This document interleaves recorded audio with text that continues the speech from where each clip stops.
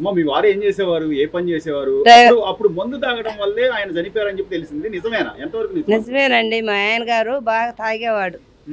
అప్పుడు మామూలుగా పిచ్చి క్వార్టర్లు అవి ఉంటే ఆయన డ్రైవర్ చేసేవాడు. యాన్ తోలేవాడు మా ఆయన. యాన్ తోలుతా తోలుకున్న పావుల బేడ తెచ్చుకొని మొత్తం ఆయనే తాగేసేవాడు.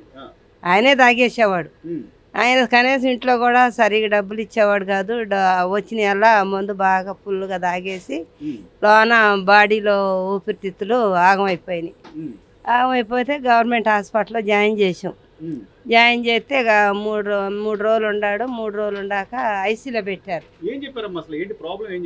లోన తాగుడు వల్ల ఈ లోన ఊపిరితిత్తులు పాడైపోయినాయి బాడీలో.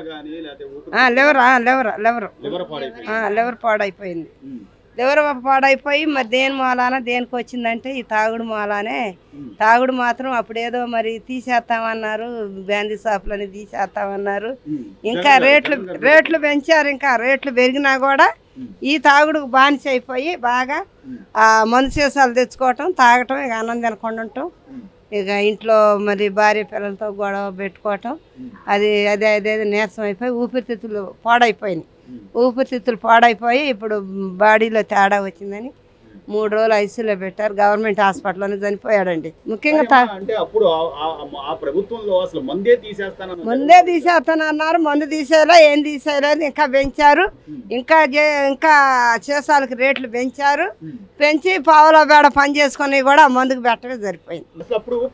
అంటే తాగిన తర్వాత తినడం గానీ లేకపోతే ఆకలేస్తుందని చెప్పడం గానీ లేదండి. లేదు. ఏదైనా రాగులు తాగితే తాగేవాడు. ఇక అన్నం తినేవాడు కాదు. ఇక మందు ఒకటే మందు, ఎప్పుడు మందే. ఇప్పుడు మాకు తెలిసిందంటే సమాజంలో చాలా మంది ఆ తాగుడు బానిస అయిపోయి చాలా మంది చనిపోయారండి. చాలా మంది చనిపోయారు. కుటుంబం రోడ్డు మీద పడ్డట్టే కదా. సంపాదించే వ్యక్తి ఇంట్లో మరి అంతే తాగుడు వల్ల చనిపోయాడు అంటే ఆ పాపం ఎవరిదమ్మా? ఇక తాగుడు మూలానేగా. తాగుడు బానిస అయిపోయి ఇక తాగుడు మూలానే. తాగుడు అసలు బ్యాందీ షాపులో తీసేస్తానన్నారు. తీసేయకుండా ఇంకా రేట్లు పెంచేశారు సీసాలకి. ఎంత 150 300 అంతగా పెంచేశారు. డబ్బులే ఏది లేదు. డబ్బులే దాకా పని చేసుకునేవాడు, తాగుడుకు పెట్టేవాడు. అసలు ఎంత సంపాదించేవాడు? ఎంత తెచ్చేవాడు? ఇంట్లో ఏమన్నా కొద్ది సాయం ఉండేవాడమ్మా? ఏం కాదు సాయం అండి. అదిగో టాటా వేసి ఉంటే ఆ కాటా కాడ పెట్టుకునేవాడు. ఇక కిరాయి తొలితే ఆ కిరాయి డబ్బులు తెచ్చుకునేవాడు. ఫుల్గా తాగేవాడు. తాగేసి ఇంట్లో సాయం ఏం చేసేవాడు కాదు. ఇక కనీసం ఆ టాటా వేసు మరి నేనే పాసి ఊడిచి ఆ పని చేసి నేను ఆ టాటా వేసుకు ఫైనల్స్ కట్టేదాన్ని. ఫైనల్స్ కడితే పొద్దాకా ఆడుండేవాడు. కిరాయి తోలుకొని తాగేసేవాడు. తాగేసిన తర్వాత దగ్గర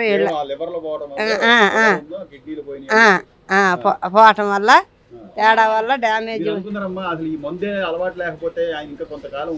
మరి అంతే. అదే నేను బాధపడుతున్నానండి. ఏం చేస్తాం? ఇంటి యజమాని వెళ్ళిపోయాడు. కాకపోతే చేయకపోయినా ఇంటి ఆయన ఉంటాయంటే అదొక సిరి సంపద బిడ్డలకి అండగా.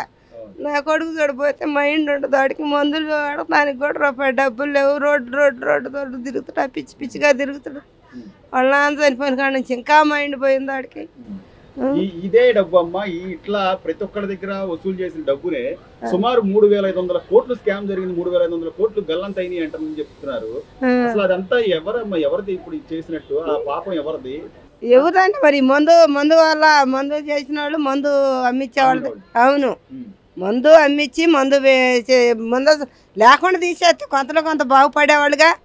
రూపాయి సంపాదించుకోవాలి. భార్య పిల్లలకి ఇచ్చుకుంటారుగా. మరి ఆ మందు లేకపోతే మరి మందుకు బానిస అయిపోయి మళ్ళీ తాగిన కాడ నుంచి మళ్ళీ లోపల డ్యామేజ్ అయిపోయి ఊపిరితిత్తులు లివర్లు పాడైపోయి అన్ని అయ్యి మళ్ళీ ఇంటికి సిరి సంపద రాకుండా. అవునండి. మందే.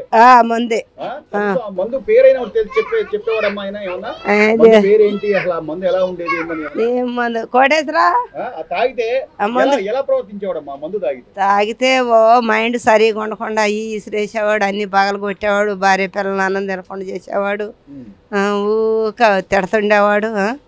మైండ్ ఇది లేకుండా అన్ని ఇంట్లో పగలు కొట్టేవాడు. మరి నాన్న భయభత్సం చేసేవాడు. ఇంట్లో పెద్ద పెద్ద ఆయనే పోయాడు. Please subscribe to Leo News for more videos.